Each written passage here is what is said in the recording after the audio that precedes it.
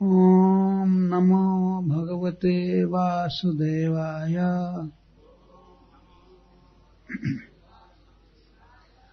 ॐ नमो भगवते वासुदेवाय।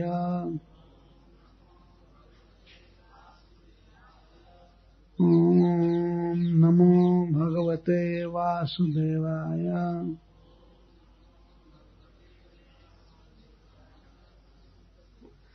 तः तथा सास्तथा त्यक्त सर्वासाः प्राप्ता आत्मदिदृक्षया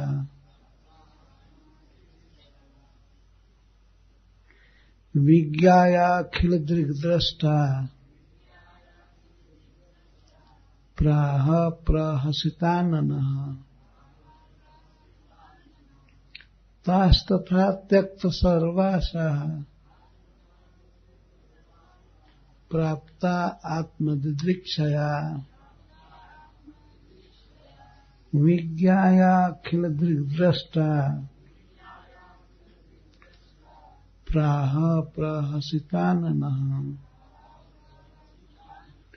ताः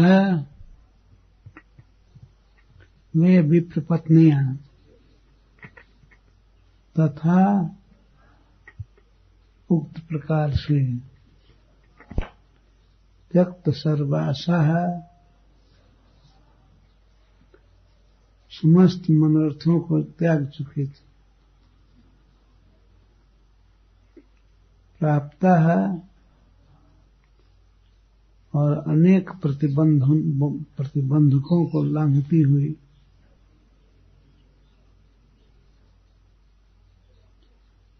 निकट आई थी। आत्मदिदृक्षया अपने को मुझको देखने की लालसा से इस बात को विज्ञाय जानकर अखिल दृग्द्रष्टा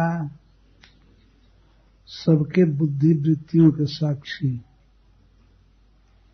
श्री भगवान प्राह बोले प्रहसिता हंसते हुए आननः मुख।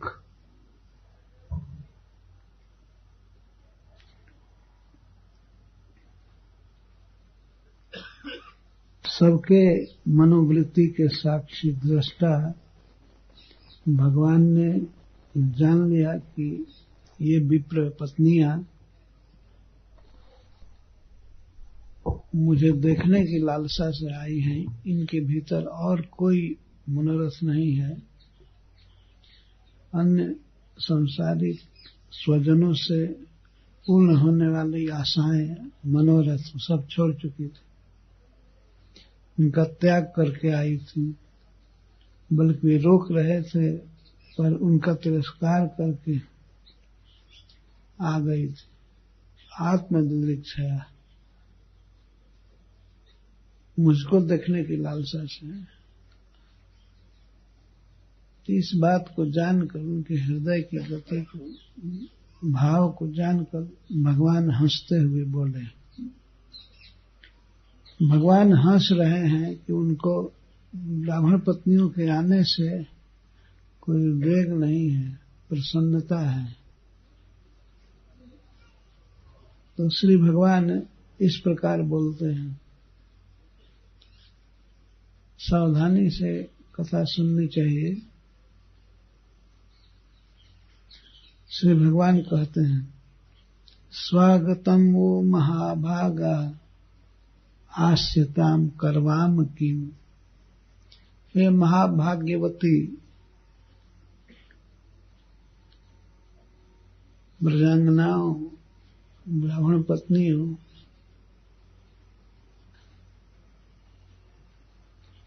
सबसे पहले विप्र पत्नियों को महाभाग्यवती कह रहे हैं।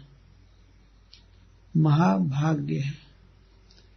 इस प्रकार से सांसारिक बंधनों को तोड़कर भगवान को देखने की लालसा और प्रयास हो तो यह महान भाग्यवान का लक्षण है।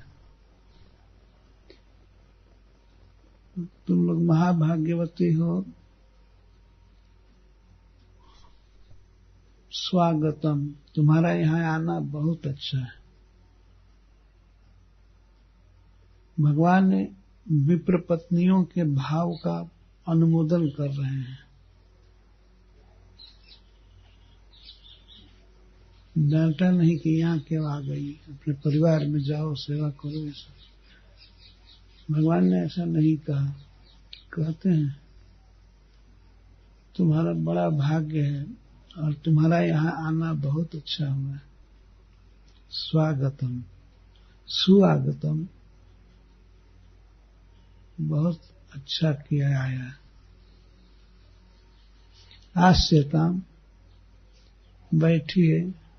भगवान कहते हैं आसन लीजिए। आस्यता मतलब बैठिए, अर्थात कुछ विश्राम कीजिए। भोजन का भार लेकर आई हैं और तेज गति से आई हैं तथा प्रतिबंधन हो रहा था, रोकी जा रही थी। उन स्वजनों की हाथ छुड़ाने में, झटका देने में अनेक प्रकार से परिश्रम हुआ है।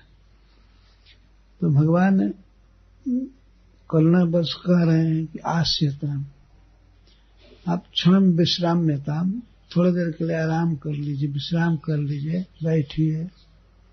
सब खड़ी भगवान को देख रही थी एकटक। तो भगवान ने कहा कि आस्यताम, बैठिए।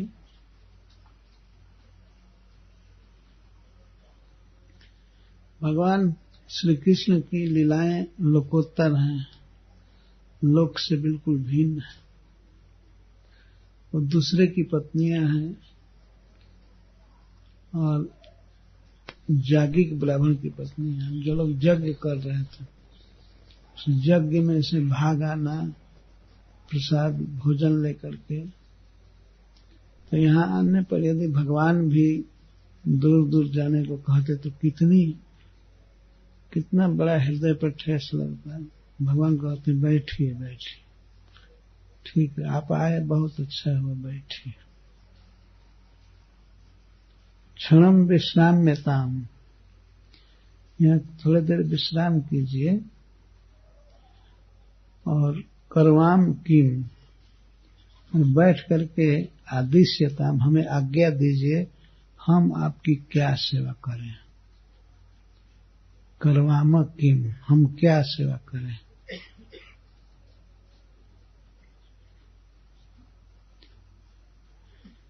भगवान बड़े प्रेम की भाषा बोल रहे हैं कि हम क्या सेवा करें।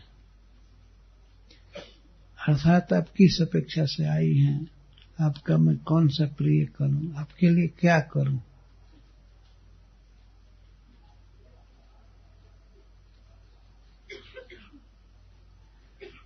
तो ब्राह्मण पत्नियां कुछ कह नहीं पाई, केवल देख रही थी श्याम सुंदर को। भगवान उनके भाव को समझते थे कि हमें देखने आई हैं, मिलने आई हैं, हमसे इनकी कोई अपेक्षा नहीं है,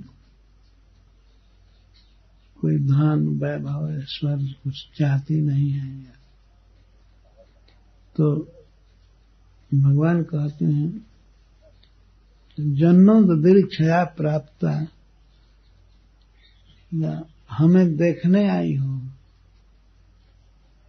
हमें बहुवचन में बोल रहे हैं कि न हम लोगों को देखने आए हो। अपने भाव को भगवान भी छिपा रहे हैं।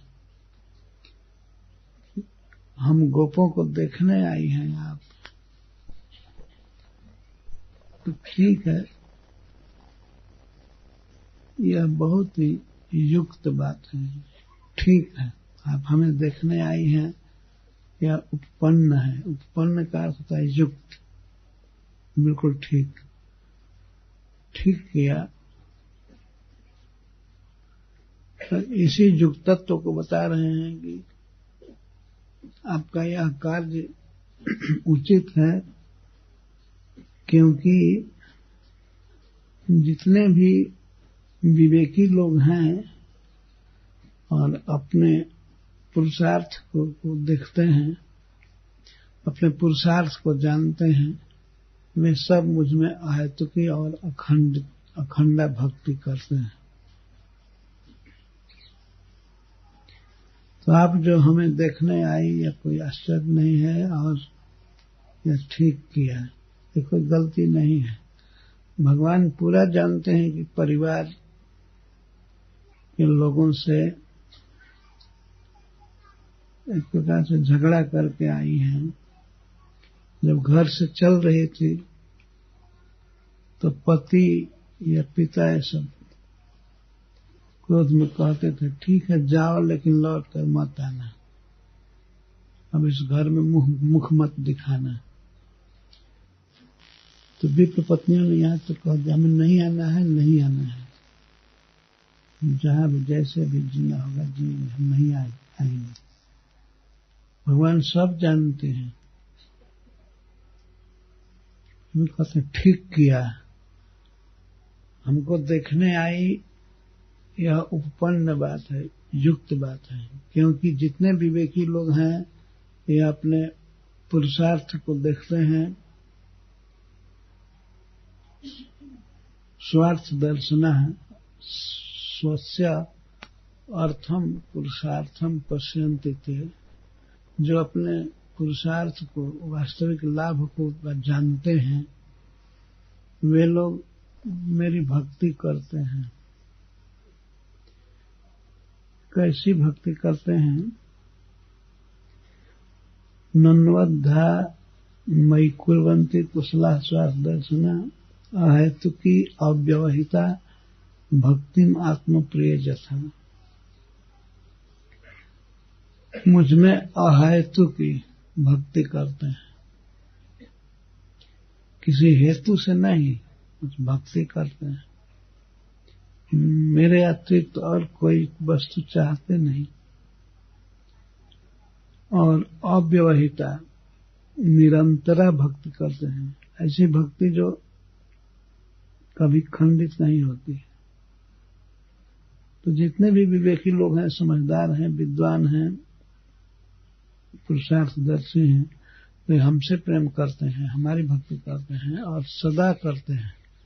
भक्ति कभी खंडित नहीं होती है और भक्ति में कोई अन्य कामना नहीं होती है, बस भक्ति भक्ति के लिए करते हैं। तो आप जो हमारे पास आई हैं और मुझ में भक्ति कर रही हैं, यह बिल्कुल ठीक है।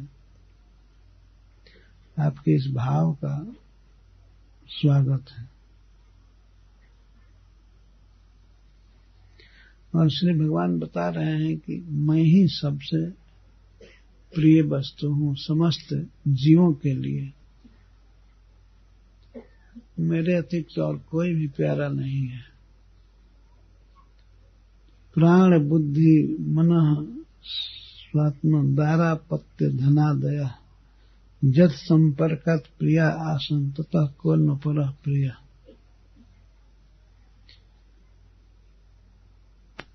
किसी व्यक्ति के पास जितनी भी वस्तुएं होती हैं, प्राण बुद्धि मान स्वजन देह संतान और धन आदि,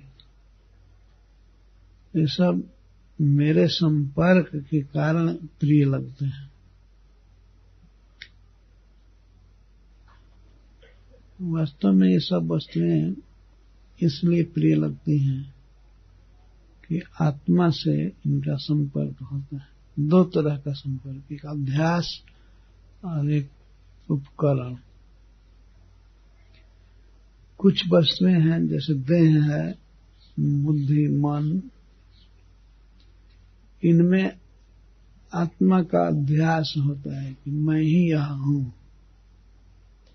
तो ये तो आत्मा की तरह प्रिय लगते हैं। पर ये देह प्राण मन क्यों प्रिय हैं? क्योंकि आत्मा से संपर्क। और आत्मा है क्या? आत्मा परम आत्मा का एक अंश मात्र है। तो आत्मा का प्रियत्व भी वास्तव में भगवान के प्रियत्व में पर्यवसित होता है, वही परम प्रिय है। यदि शरीर में आत्मा न रहे तो इसे कोई प्रेम नहीं करता है। देह तब तक प्रिय है जब तक इसमें आत्मा और परमात्मा है। जिसमें जीवात्मा शरीर को छोड़ देता है, निकल जाता है, तो उसी समय सभी लोग इसे मृतक कहते हैं। मृतकः प्रोच्यते यथा, मृतक कहा जाता है। यद्यपि शरीर के सभी अंग ज्यों के त्यों रहते हैं, आंखें वैसी रहती हैं, कान भी रहता है, हाथ पैर सब, परंतु आत्मा के बिना सब शून्य हो जाते हैं। कोई किसी से प्रेम करता है, पर जब आत्मा शरीर को छोड़कर चला जाए तो उससे उसका प्रेम हट जाता है। देखा जाता है उसी देह को व्यक्ति फिर कब्र में डाल देता है या चिता पर रख करके जलाकर भस्म कर देता है, या कहीं फेंक देता है, कुत्ते गिद्ध वगैरह खा जाते हैं। तो देह प्रिय लग रहा था कब तक, जब तक आत्मा का संपर्क था।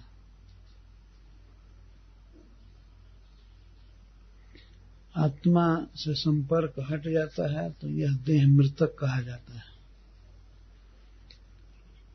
तो आत्मा में यह प्रियता क्यों है? क्योंकि वह परम आत्मा का, श्री कृष्ण का अंश है। ममैवांशो जीवलोके जीवभूता सनातना। भगवान कहते हैं जितने जीवभूत हैं, जीव हैं, ये मेरे ही अंश हैं। तो अंततः श्री कृष्ण का संग ही सुख का कारण है और प्रियत्व का आधार है।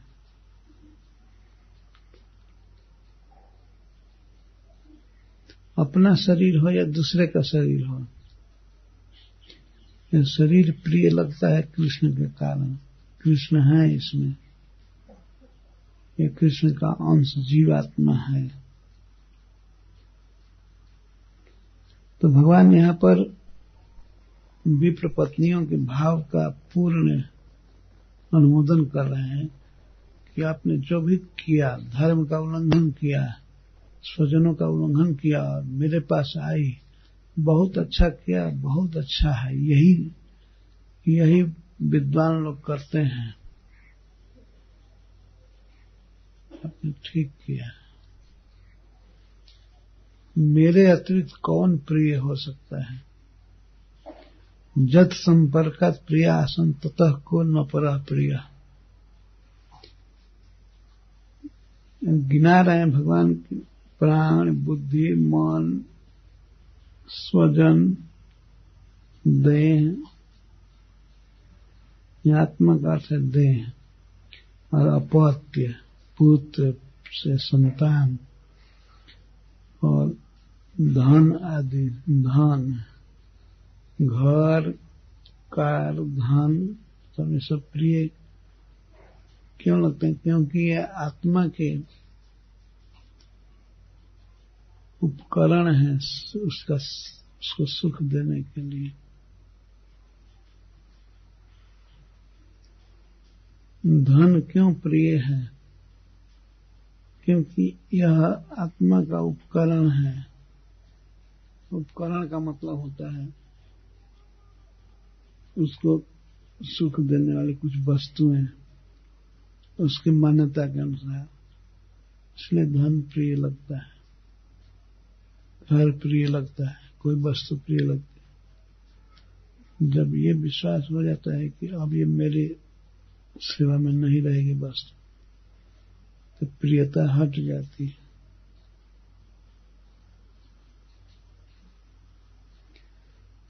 संतान आदि भी तभी तक प्रिय लगते हैं जब तक आत्मा के साथ संबंध। किसी को कोई पुत्र प्रिय है, वह इसीलिए न कि उसके देह में आत्मा है, परमात्मा का वास है। तो जीवात्मा के निकल जाने पर फिर उससे प्रेम निकल जाता है। तो जिसके संपर्क मात्र से ये सब वस्तुएं प्रिय लगती हैं, उस परम प्रिय श्री कृष्ण के अलावा और कौन प्रिय वस्तु है? कोई नहीं। को नु अपरः प्रिय,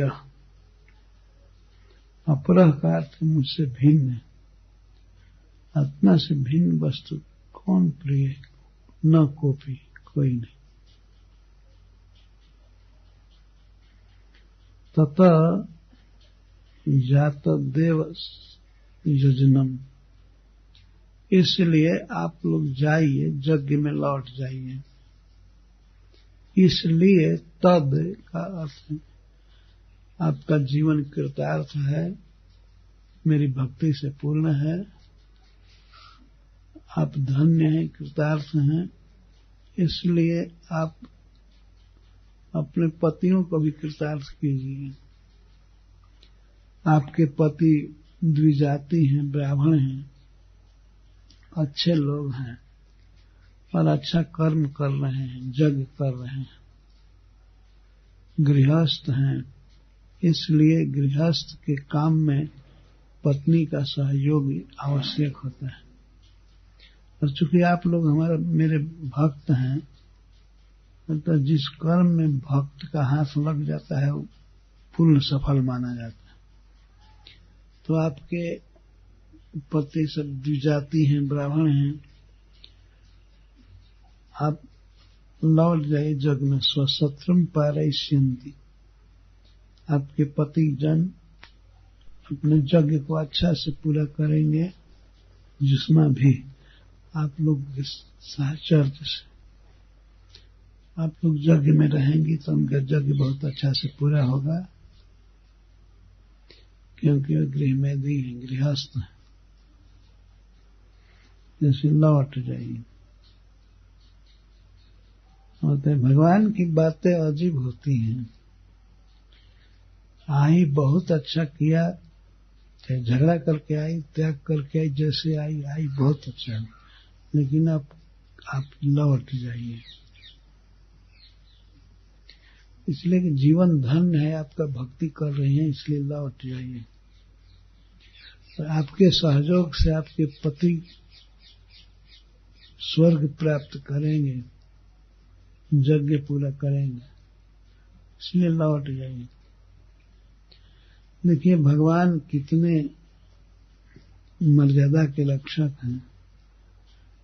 जैसे प्रकट लीला में भगवान एक गोप हैं, ग्वाले हैं, गाय के चरवाहे हैं, जाति की दृष्टि से वैश्य हैं।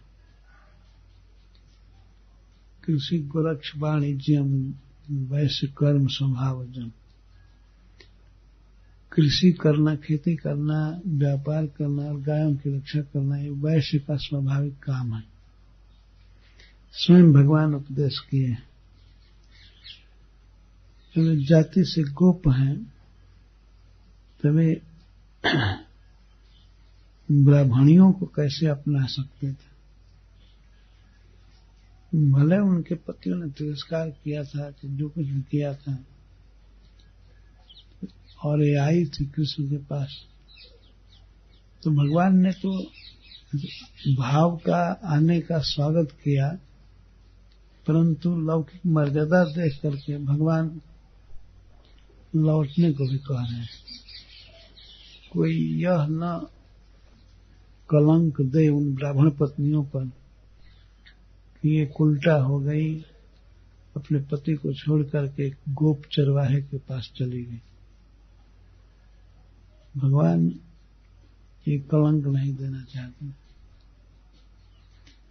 वे मर्यादा के रक्षक हैं। लौटने को कहे। भगवान कई प्रकार से विचार किए थे। एक तो ये ब्राह्मणों की पत्नियां हैं, और ब्राह्मण जन्म से ही सबके गुरु होते हैं। एक प्रकार से गुरु पत्नियां हैं, और भोजन दात्री हैं, भोजन दिया है, मां जैसे हैं।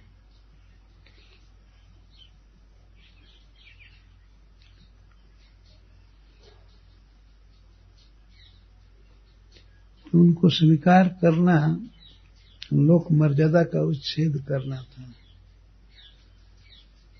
भगवान सब समय ध्यान रखते हैं।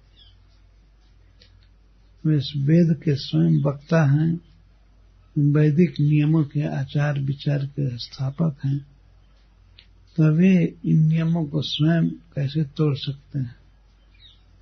फिर लौटा रहे हैं कि आप लौट जाइए,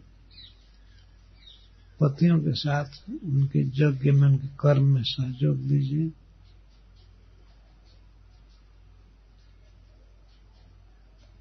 तो इसके लिए भगवान इनको बुरा नहीं कह रहे हैं, जो कुछ किया अच्छा किया। यहाँ आना, मुझसे प्रेम करना, ये अच्छा है। तो भगवान ने जब लौटने के लिए कहा तो ब्राह्मण पत्नियां लौटना नहीं चाहती। वे श्री कृष्ण के अद्भुत प्रभाव को जानती थी कि ये भगवान हैं, ईश्वर हैं, सारे जगत के पालक हैं। हमारा पालन करना इनके लिए कोई कठिन काम नहीं है, बहुत आसानी से कर सकते हैं। और वे हैं स्त्री, अगर 10-20 का 2-4 हजार स्त्रियां भी कृष्ण से कहें कि हमारा पालन करो, वो कर सकते हैं। वैसे प्रसिद्ध बात है कि 16,000 का पालन तो करते ही हैं। 16,000 स्त्रियों को उतना महल देना, गहना देना, कपड़ा देना, भोजन देना, ऐसे श्री कृष्ण का काम है। और वैसे सारे जगत को वही दे ही रहे हैं, खिला पिला रहे हैं। वही माता है, वही पिता है, वही भाई है, बंधु है, सब कुछ है। विप्र पत्नियों ने मान लिया कि श्री कृष्ण ही हमारे सब कुछ हैं, हमारी माँ है, हमारे पिता हैं, हमारे भाई हैं, हमारे सब कुछ है। अब हम इनके पास रहेंगी, भले हम गोपियों जैसा अधिकार प्राप्त नहीं कर सकती हैं, लेकिन हम जंगल में रहेंगी, इनको देख लेंगी, यही हमारा सुख होगा और हम रहेंगे। इसकी तो चिंता हो नहीं रही थी कि हम कहाँ खाएंगे, क्या करेंगे, लेकिन श्री कृष्ण के साथ रहेंगे, ये सोची। पर भगवान बड़े सजग हैं, लौकिक मर्यादा के विरुद्ध कुछ कर नहीं सकते।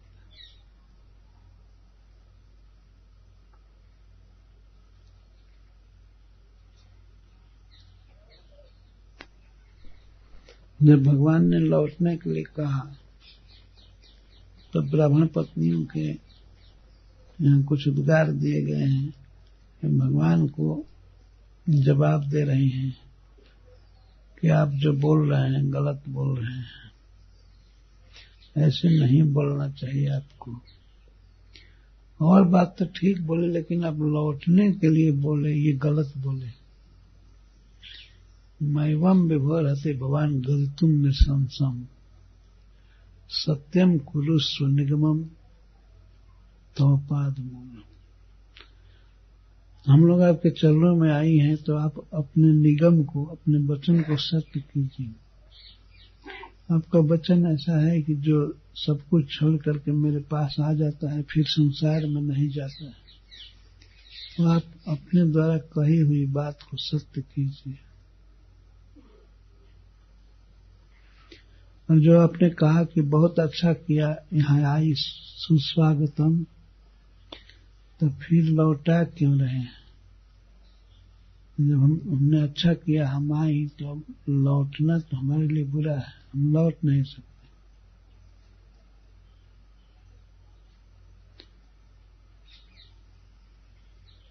बड़ा ही सुंदर प्रसंग है। भगवान के पास आ जाना, चाहे लाख संकट सह करके, जैसे तैसे। कभी कभी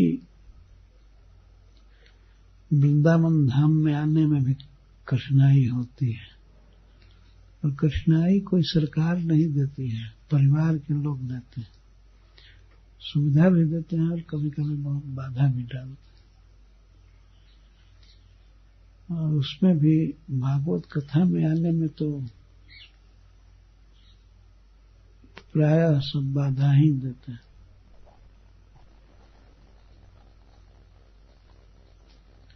कभी कभी हमने सुना है कहते हुए, कहते हैं कि अरे कथाएं तो रोज चलती रहेंगी, बाद में सुन लेना, अभी जाने की क्या जरूरत है।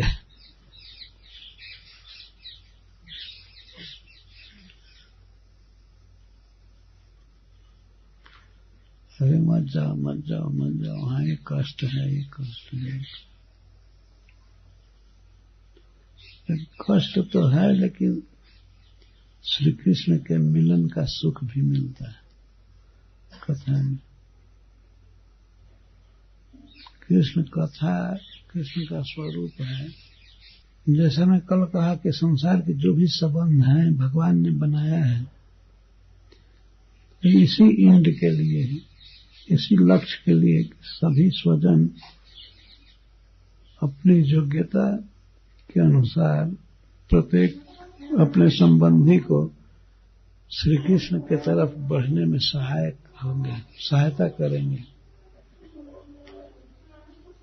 माँ सहायता करेगी, पिता सहायता करेंगे, भाई, मामा, चाचा, जो भी हैं सब कृष्ण की तरफ बढ़ने में मदद करेंगे। इसी में संबंधियों की सार्थकता है। अन्यथा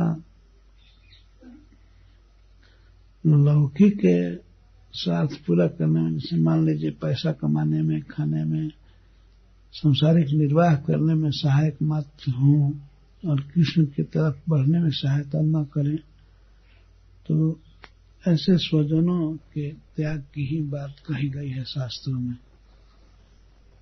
एक बार की बात है, जब भगवान श्री राम अयोध्या से चित्रकूट चले गए पिता की बात को पूरा करने के लिए,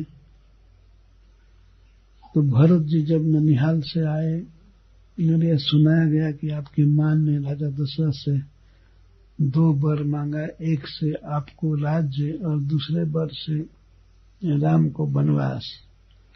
तो राज्य आप लीजिए, राज कीजिए, आपके पिता ने दिया है आपको। कि भरत जी से बहुत दुखी हुए और कहने लगा कि यदि मुझको राज दिया जाएगा, जिस दिन मैं राजगद्दी पर बैठूंगा तो पृथ्वी रसातल चली जाएगी। मोह ही राज हठि दई हूं, जब ही रसा रसातल जाए ही तब। मैं ये पाप नहीं करूंगा, ये राज्य भगवान का है, वही राजा बनेंगे, मैं उनका सेवक हूं, मैं कभी स्वीकार नहीं करूं। और मेरे कारण राम को वनवास हुआ, इसमें मुझे बहुत दुख है। तो मैं सबसे पहले जाकर के उनको मना करके लाऊंगा कि वे राजगद्दी पर बैठे, राज उनका है। तो मैं निश्चय कर लिया कि हमें चित्रकूट जाना है भगवान को मनाने के लिए। जब भरत जी जाने के लिए तैयार हो गए, दिन निश्चित कर लिए, तब अयोध्या में सनसनी खबर फैल गई। सब लोग लगे कहने कि हम भी राम के पास जाएंगे। सब लोग तैयार हो गए। किसी किसी के सामने बाधा आ रही थी, घर के स्वजन, वृद्ध और बच्चे और स्त्रियां आदि, ये बाधक होने लगे। भाई छोटे छोटे बच्चों को छोड़कर कैसे जाएंगे, या स्त्रियों को, वृद्धों को और धन को छोड़ करके घर को कैसे जाएंगे। तो किसी बुद्धिमान वृद्ध अयोध्यावासी से लोगों ने कहा कि हम भी तो जाना चाहते हैं, लेकिन कैसे जाएं? तो व्यक्ति ने सलाह दिया कि यदि घर बाधक हो रहा है, धन बाधक हो रहा है राम के पास जाने में, तो इनको फूंक दो, आग लगा दो, खत्म कर दो, ये रहेंगे, बाधा नहीं होगी। और एक दोहा में कहा भी गया है, जरौस संपत्ति सदन सुख, सुहृद मात पितु भाई, सनमुख होत जो राम पद करे न सहाय।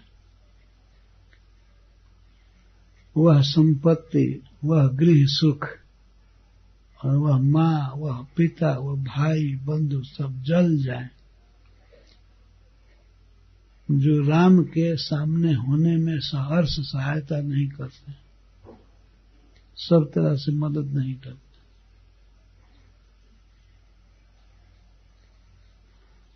घर को अगोर कर रहे आदमी और राम का दर्शन न करे तो घर की क्या जरूरत है? तो पेड़ के नीचे रहे आदमी तो उठकर चल देगा दर्शन करने, ममता नहीं होगी। उसके बाद दूसरा कोई आकर छाया में बैठे चाहे कोई, तो वह संपत्ति, वह सुख, वह घर, वह स्वजन जल जाए जो राम के पास जाने में हजारों तरह से सहर्ष सहायता नहीं करता।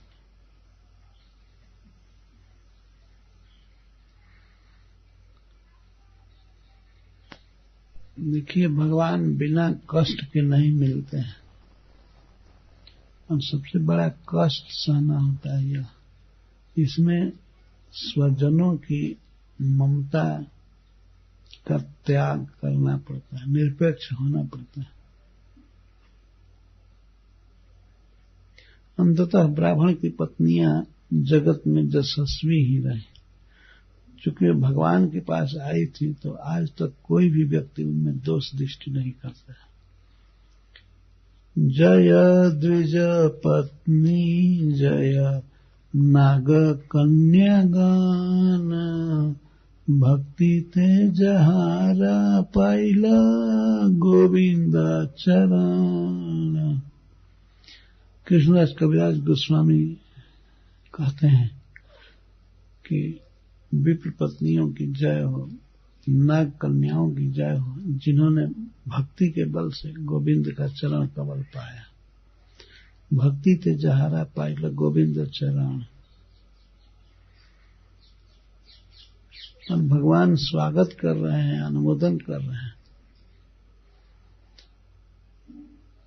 क्योंकि भगवान तो जीव के हर एक गति को समझते हैं, उसकी बाधाएं भी जानते हैं सब। वे प्रोत्साहन नहीं देंगे तो फिर जीव तो बहुत निराश हो जाएगा। भगवान सब तरह से प्रोत्साहन देते हैं, और केवल प्रोत्साहन ही नहीं देते हैं, सब तरह से मदद करते हैं उन लोगों की जो कृष्ण की तरफ बढ़ना चाहते हैं।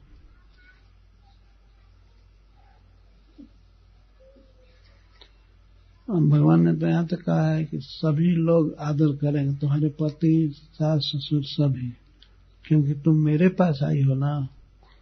मेरे पास आने पर सब लोग आदर करते हैं, देवता भी आदर करते हैं। इस कथा को मैं कल कहूंगा विस्तार से।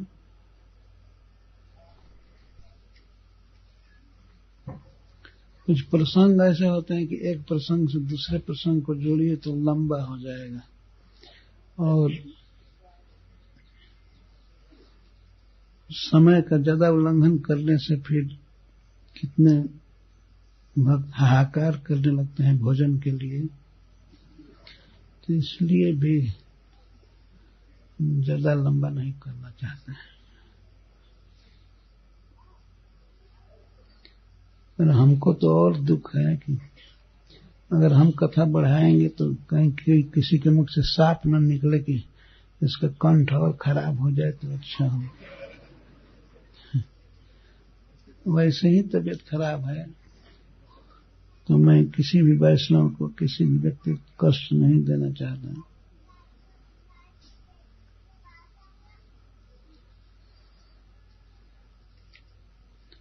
तो मैं यहीं विराम देता हूं आज, और आपको एक अवसर देता हूं, बीते हुए 3-4 दिन में जो प्रश्न हुए हों पूछिए। प्रश्न में देरी करेंगे तो हमारा दोष नहीं होगा, पूछने वाले का दोष होगा।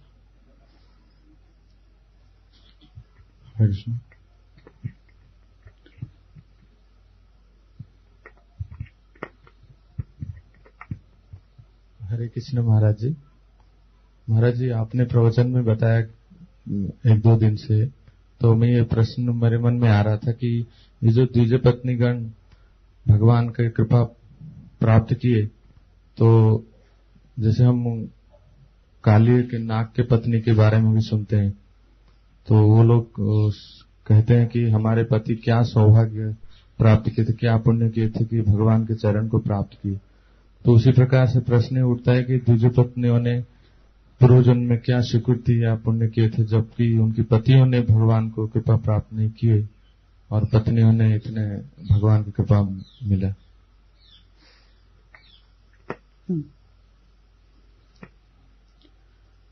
इतना तो स्पष्ट कथा हुई कि भगवान की वे कथा सुनती थी बारंबार पौर्णमासी जी के मुख से, और प्रत्यक्ष भगवान की सेवा किया। लेकिन पूर्व जन्म की बात कोई सुखदेव गोस्वामी नहीं बोले हैं, तो मैं कुछ कह नहीं सकता पूर्व जन्म में।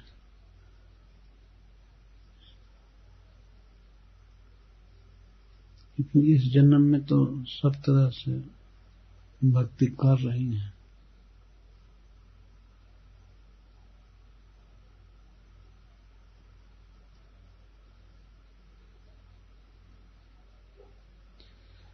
कई स्थान पर कई चीजें नहीं ज्ञात रहती हैं।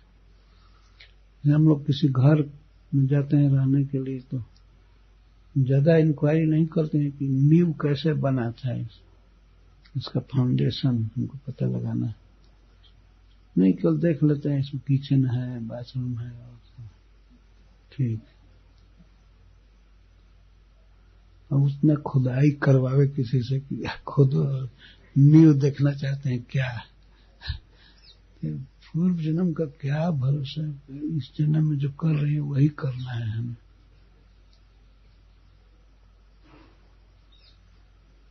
कथा सुननी चाहिए और भगवान की सेवा करनी चाहिए।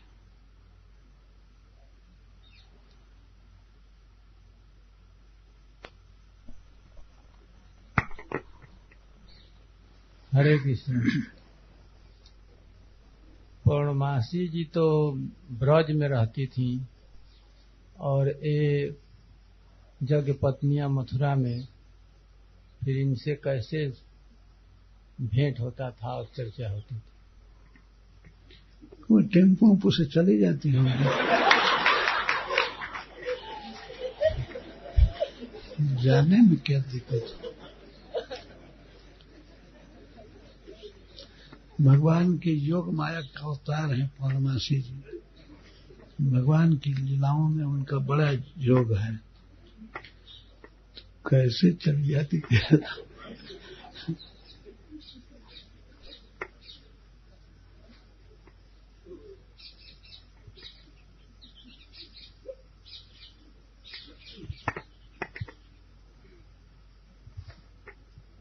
हरे कृष्ण महाराज जी।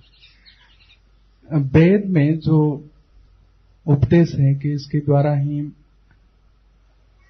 व्यक्ति भगवान को जान सकता है, क्योंकि वेदेस्य सर्वे अहं में भवेद्य। लेकिन वेद पढ़ने के बाद लोग भगवान को क्यों प्राप्त नहीं कर पाते हैं? भक्ति नहीं करते हैं। वेद पढ़ने से क्या होगा, भक्ति करेंगे तब ना।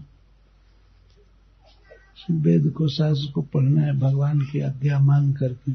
लेकिन भगवान का मैं दास हूं, भगवान हमारे प्रभु हैं, वही सबके पालक हैं। इस प्रकार की भावना जब होगी, भक्ति भाव होगा, तब वेद पढ़े चाहे कोई शास्त्र पढ़े फायदा करता है, नहीं तो और उल्टा प्रभाव पड़ता है। कोई भी कार्य करे तो भक्ति पूर्वक करे, भक्ति से। भगवान भक्ति से प्राप्त होते हैं, न कि वेद से। वेदेषु दुर्लभम अदुर्लभम आत्म भक्तौ। भगवान अपनी भक्ति में प्राप्त है और वेद में दुर्लभ है। क्या वेद में भक्ति का वर्णन नहीं है? भक्ति का ही वर्णन है वेद में, लेकिन भक्ति रहेगी तभी वेद को समझेंगे ठीक से। भक्ति नहीं रहने पर वेद समझ में आता है। ऐसे वेद में भी भगवान है, सारे जगत में भी है, लेकिन जैसे भूमि में अनेक फल है, बीज अनाज है, लेकिन उसको उगाने के लिए कोई दूसरा अनाज जरूरी है। उसको भूमि में रोपते हैं तो वह कई अन्न को लेकर उत्पन्न होता है। भक्ति रहने पर तब वेद से चाहे लोक से कहीं से भगवान को पाया जाएगा।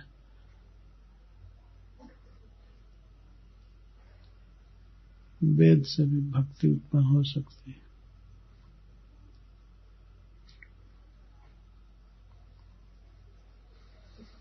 कि वेद तो ये ब्राह्मण भी पढ़ रहे थे और वेदोक्त कर्म भी कर रहे थे, स्वाहा हाहा में लगे हुए थे, लेकिन भगवान मांगने आए, भगवान के पार्षद मांगने आए तो चुप, कोई आवाज ही नहीं निकली। हरे कृष्णा। महाराज, भगवान ने गोपियों को भी आदेश दिया था, पहले बुलाया फिर उनको कहा लौट जाओ, लेकिन गोपियों ने उनकी बात नहीं सुनी और वो अड़ी नहीं, डटी रही, भगवान की सेवा में ही लगी रही। लेकिन ये ब्राह्मण पत्नियां जो थी लौट गई। इनमें से किनकी श्रेष्ठता मानी जाएगी भक्ति में? श्रेष्ठ तो सब प्रकार से गोपी जन है, लेकिन ये कनिष्ठ नहीं है। इसमें श्रेष्ठ और कनिष्ठ का प्रश्न नहीं है। उनकी स्थिति दूसरी थी गोपी जनों की, इनकी दूसरी है। तो वास्तव में श्री भगवान चाहते थे कि ये लौट जाएं और अपने पतियों को सहायता करें, और गोपी जनों को वे चाहते थे कि यहीं रहें, रासलीला की जाए। बातें ऐसी बोल रहे थे कि आप लौट जाइए, लेकिन वे लौटी नहीं। वे भी भगवान के अभिप्राय को जानती थी, इसीलिए उसके बाद का जो उत्तर है उसके दो भाव आचार्यों ने लिखा है। और भगवान के वाक्यों का अर्थ भी, भगवान के प्रत्येक भाव का श्लोक में अर्थ किया गया है। तुम मत जाओ, रजन्य सा घोर रूपा घोर सत्य ने सेविता।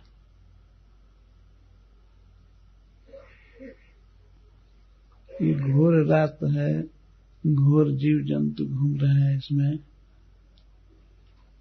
तुम स्त्री हो इसलिए यहां से चली जाओ, ये एक भाव है। दूसरा है कि ये रात घोर नहीं है, घोर जंतु नहीं घूम रहे हैं, तुम स्त्री हो, अब कहां जाओगी, यह स्थिर, तुम्हें यहीं रहना चाहिए।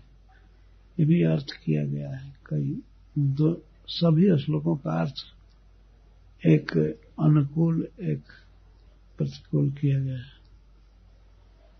तो भगवान चाहते थे, और भगवान ने उनसे केवल भोजन भर नहीं मांगा था, बांसुरी में नाम ले लेकर के बुलाया था।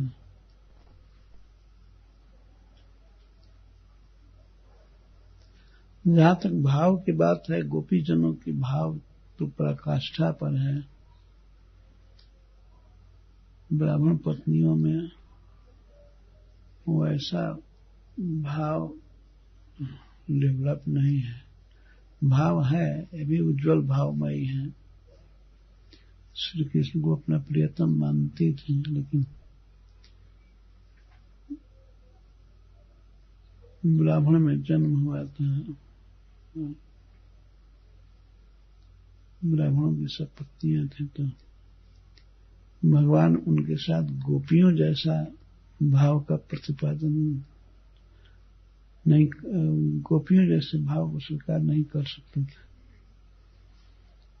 पर ऐसे ये नहीं माना जाएगा कि इनका भाव कमजोर था।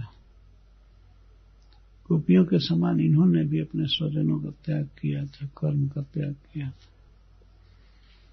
लेकिन श्री कृष्ण चाहते थे कि ये लौट जाएं, चाहे लोक मर्यादा देकर जैसे तैसे, तो लौट जाना ही उचित है। श्री कृष्ण जो चाहते हैं वही करना था। भगवान इनके भाव की भूरी भूरी प्रशंसा किए हैं, और हम लोगों की बुद्धि ऐसे हमेशा हम लोग छोटा बड़ा का हिसाब देखना चाहते हैं, किसका भाव ऊंचा है किसका छोटा है। पूर्ण धरातल पर है। जग पत्नियों का प्रेम अपने आप में पूर्ण है, और ब्रजांगनाओं का तो कहना ही नहीं, उनका तो सब कुछ है।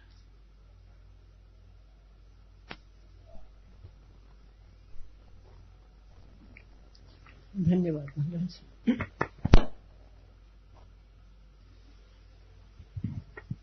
हरे कृष्ण महाराज। महाराज आपने जैसे बताया कि जब भक्ति करते हैं तो बहुत दिक्कतें आती हैं, तो जैसे कि हम आपका जीवन भी देखते हैं कि आपके जीवन में भी इतना मतलब ट्रबल्स आया है, और फिर भी आप स्ट्रांगली, तो हमारे जीवन में क्या होता है कि हम जब हम ऐसा दिक्कत आता है तो लगता है कि हम भक्ति नहीं कर पाएंगे या बहुत उसको टॉलरेट नहीं कर पाते।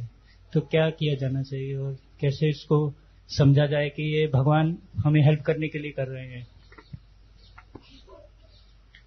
भगवान के स्वभाव को जानना चाहिए। भगवान कृपामय है, तो कृपामय किसी खास महीने में या वर्ष में नहीं है, सदा कृपामय है। जो कुछ करते हैं अपने भक्त के लिए तो कृपा का ही एक फेज होता है।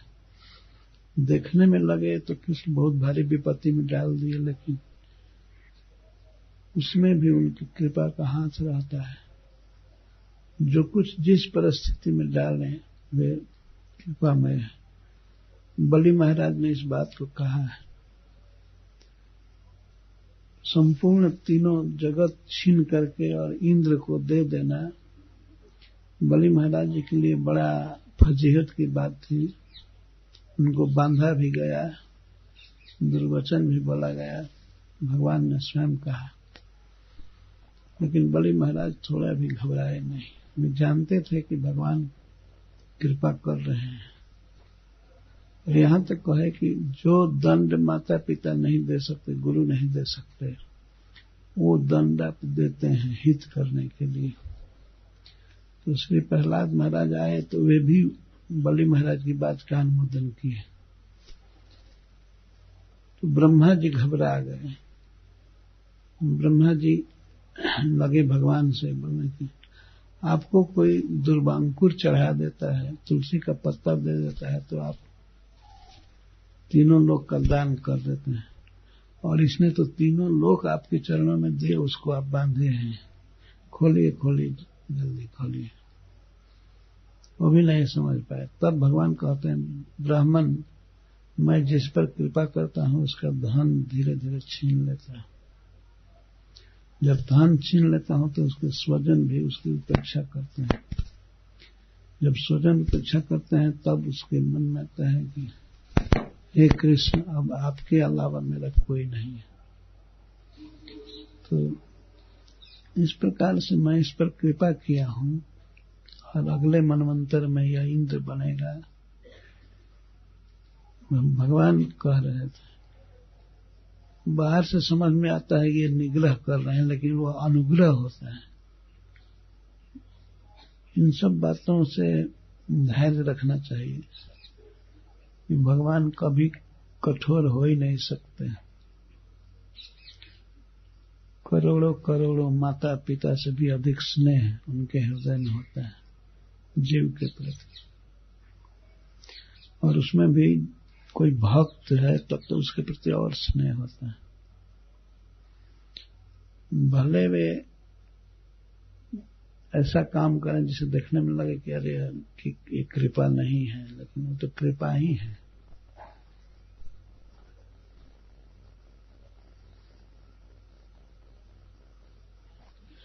भगवान की लीलाएं पढ़ करके, सुन करके भगवान के स्वभाव को हृदय में धारण कर लेना चाहिए।